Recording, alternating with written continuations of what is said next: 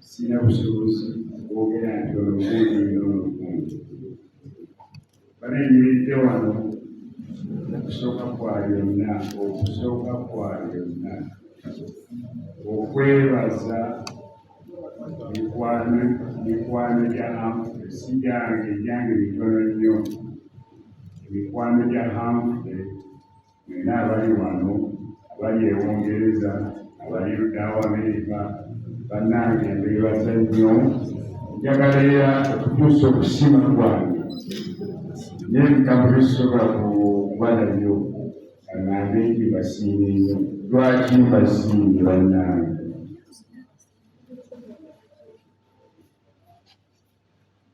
Mutabani wange alwadde n'okulwala kwonna nga bw'okutegeera.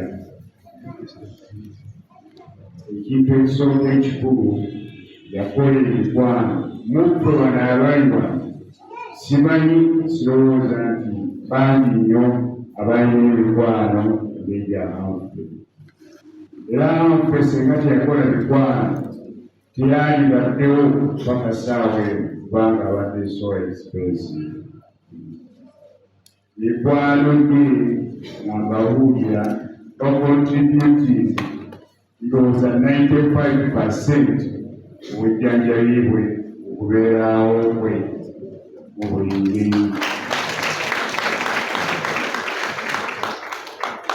Mbadde ndabiraawo zino zivudde mu Amerika, ebirwadde ebyo, ono aleese kino, ono aleese ebyokulya. Omwana wange oyo bwe yalwala yamala wiiki 2 ng'ebintu byakozesa emmere byaleero emitwalo 27 ennaku 3. Twagenda mu ddwaliro nga bamanyi omulongoosa ekyatwala almost over 10 million. Sente ezo byagamba mwenganja omwana bagenda kukolaki ebintu bitabuse bawugala miliyoni 10 n'akwata miliyoni 10 sijja muwage n'azisulawo n'angamba ebinaddako munambuuli okusagawo. Mbadde kisemumanyi sijja kwogera kawungo n'akafuga, njagala okugyawo pointi eno. Omwana wange bwe yafa ngezaako okutetenkanya ndabe nga nfuna saavisi, ne baŋŋamba full package sente bwezi, bwe tukusalirako sente bwezi, ne tutenkanya olw'okuba nti badde famire ebadde mu buzibu esipendinze nnyo. Nagamba niŋŋamba nti package eyo oba kangisaleko mbanja negotiatinga n'abaana abaziisaabo, oli nankubira ssimu nagamba mwemanja tula wansi omuwe wadde full package tokwatako yadde sente 10 indabo ezikufu bannange oyo okukolera ate no tebanneeraga zempulira poliisi zenkoze kino. Nabadde enjawo ekyamaze 2 ku mutwe nga tetenkanya tulina abantu bangi, tulina opalisa ennaku nnyingi wano ne mu kyalo, ogulayo obwogo afuteyo omuceere olyagamba kibadde otawaala ye palisi eya wano ne mu kyalo. Bannange mikwano gy'amwana kati emikwano Humphrey gye yakola bannange simanyi ngeri yagikola, bamubeereddewo nnyo.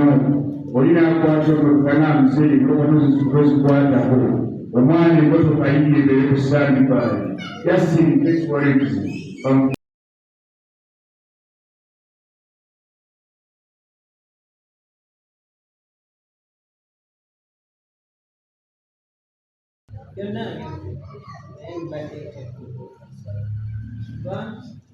zembeeredde ddala ku mulwadde okuloleakonono n'ekisa naye banne neebasa nnyo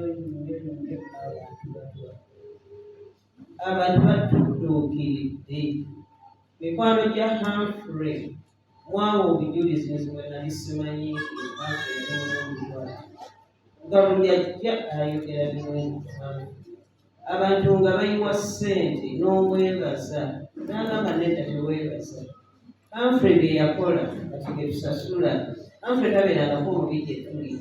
Buli omu ng'abuuza Humphrey yannyamba. Wilson Road, e London, America, oli wamu nga buli omu ayogera birungi Humphrey. Nakyewuunya nnyo nali sikimanyi nti Humphrey muntu yali mulungi bw'atyo. Humphrey abadde mulungi nnyo ne mu famire ye, bukulu bw'abadde bonna era ng'obuvunaanyizibwa abukwasaganya, okubatereeza, okubaagala, mu buli ngeri yonna nga yategeera obukulu bwe. Humphrey yanjagala nga maama, yanjagala nange neetegera nti Humphrey anjagala, ndoza lwakuba twali takiti ng'omwana muto, kwega ne tuba nti kuba omuntu atambulanga nnyo naye tubondinga nnyo okubuuza kuba yali anjagala nnyo era buli lwe yabeeranga nga mulwadde ng'ayita muyite maama tuuka wali talina kyakugamba.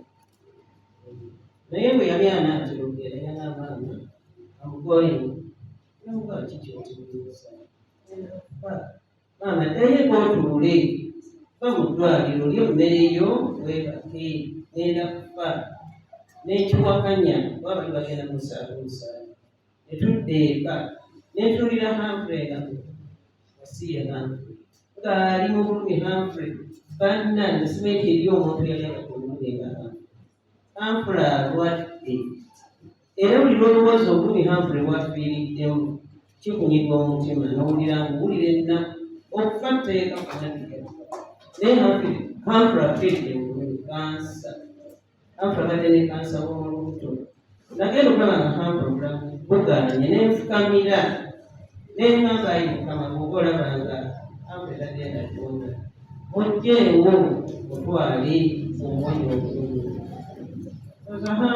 Katonda naye yawulira n'amanya nti Humphrey tagenda kuwona naye n'agenda.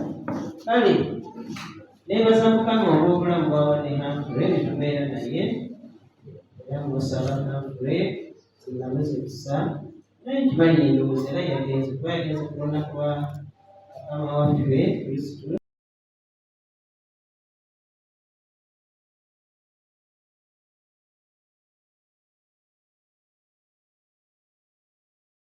Byonna naye mbadde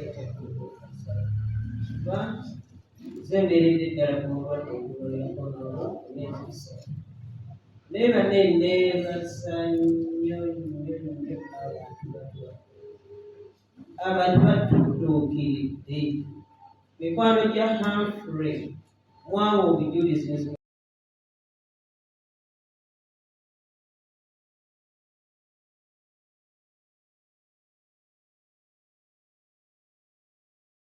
byonna naye mbadde kuba nze mbeeredde ddala ku mulwadde ogulolekono n'ekisa. Naye banne neebaza nnyo abantu batudduukiridde. Mikwano gya Humphrey mwawa obujulizi